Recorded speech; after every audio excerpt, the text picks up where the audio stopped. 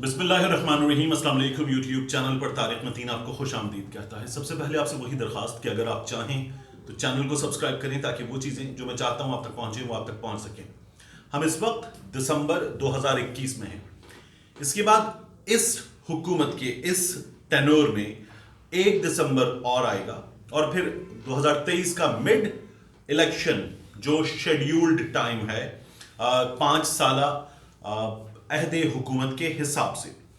अब उससे पहले, बल्कि ये तो शुरू दिन से हो रहा है, लेकिन उससे पहले बात चीज़ें बहुत तेज़ हो गई हैं कि ये हुकूमत जा रही है, इमरान खान जा रहा है, इन हाउस तब्दीली आ रही है। मतलब जो बातें हो रही हैं उनमें एक हुकूमत जा रही है, 2 इमरान खान माइनस हो रहे हैं, 3 एक कौमी सेटअप आ रहा है, 4 कोई ताले आजमा आ रहा है, जमहूरियत की बिसात लपेटी जा रही है।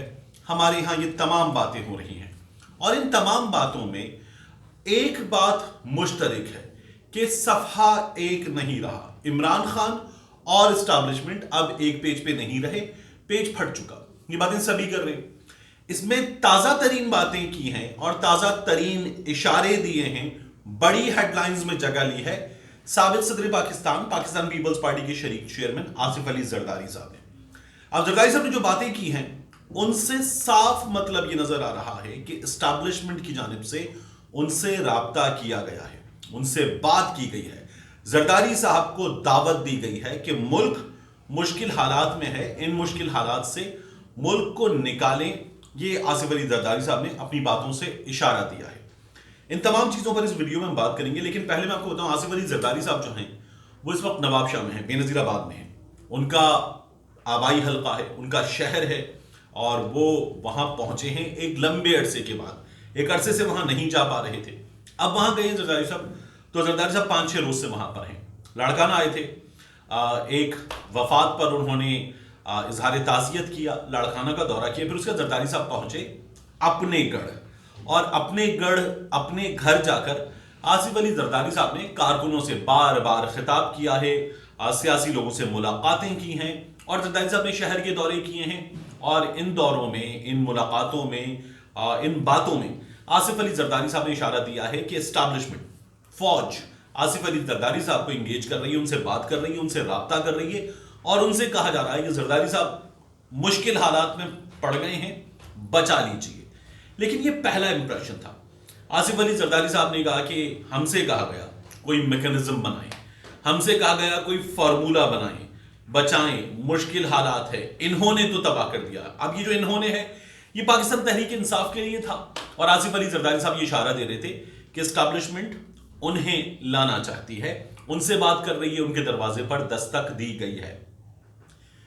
ये गुफ्तगू आसिफ अली जरदारी साहब ने नवाबशाह में अपने कारकुनों से की, जियालों से की। बताया कि जेल भी गया हूं, पीपलों का सरमाया है, पीपले जियाले, पीपल्स पार्टी वाले, तो ये उनका सरमाया है, जेल जाना वगैरह वगैरह। और आसिफ अली जरदारी साहब ने ये तमाम बातें करते हुए बार बार कहा कि अब हमें लाने की बातें हो रही हैं। मैंने कहा कि इनकी छुट्टी करें, इमरान खान की छुट्टी करें, फिर बात होगी। लेकिन जरदारी साहब ने साथ ही अगले रोज जो है वो अपनी ही तमाम बातों की नफी भी कर दी। उन्होंने ये कहा कि हम मुल्क बचा सकते हैं, हमने पहले भी बचाया है, अब भी बचाएंगे, हम इस तबाही से निकाल सकते हैं, हमारे पास वो तरीका है, हमारे पास वो सलाहियत है, वो अहलियत है कि हम इस मुल्क को चला सकते हैं, बचा सकते हैं। फिर जरदारी साहब ने ये बातें करते हुए ये भी बताया कि आज कि हमारे मुल्क में मादनियात हैं, गैस है, हमारे मुल्क में दीगर चीज़ें हैं और हम इन तमाम, कोयला है, हम इन तमाम चीज़ों के साथ जो है ये मुल्क चला सकते हैं। हमारे पास अल्लाह का दिया बहुत कुछ है, इन ना अहलों ने, इनका मकलों ने मुल्क तबाह कर दिया है।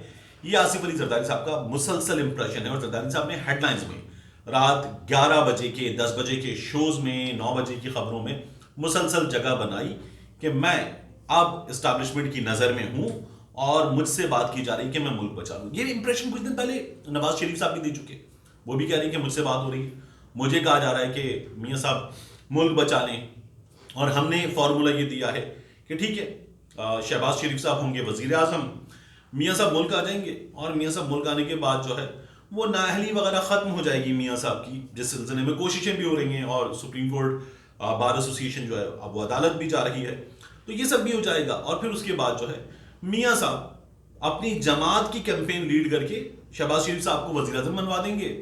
مریم نواز شریف صاحبہ کی بھی نااہلی وغیرہ ختم ہو جائے گی اور نون لیگ کی حکومت آ جائے گی.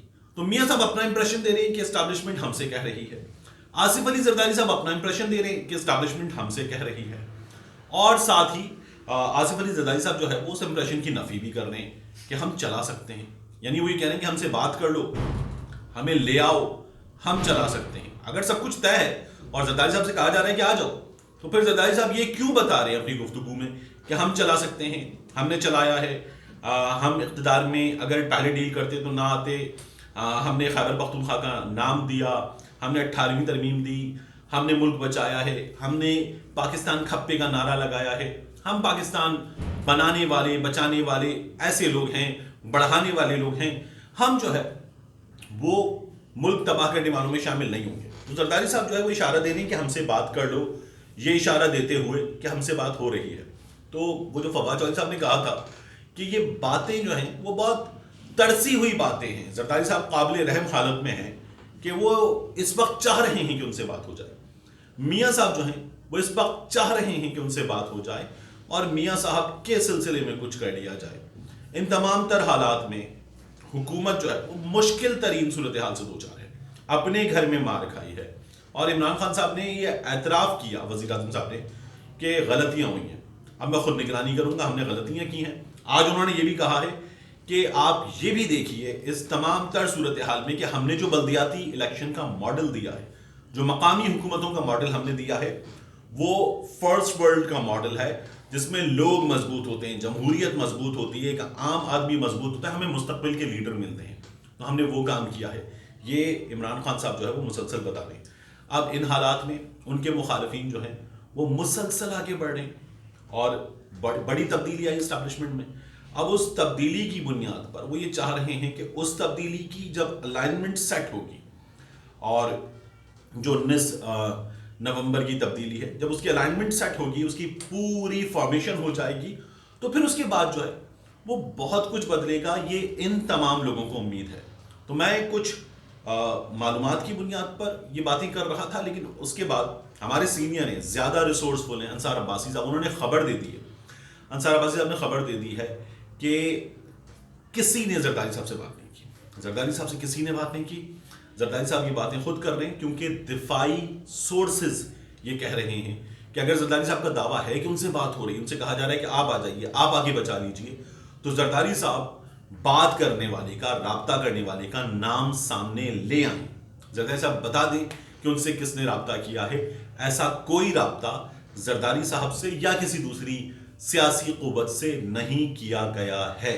اور پھر دفاعی سورسز کا مسلسل یہ کہنا ہے کہ ہم جمہوریت کے ساتھ کھڑے، ووٹ کی طاقت سے جو آئے گا ہم اس کے ساتھ کھڑے اور ہم اپنا کام کریں گے، وہ اپنا کام کریں، ہم مداخلت نہیں کر رہے. تو زرداری صاحب جو ہیں وہ چاہ رہے ہیں کہ ان سے رابطہ ہو جائے اور چیزیں بہتر ہو جائیں. ملتے ہیں انشاءاللہ آپ سے اگلے ویڈیو.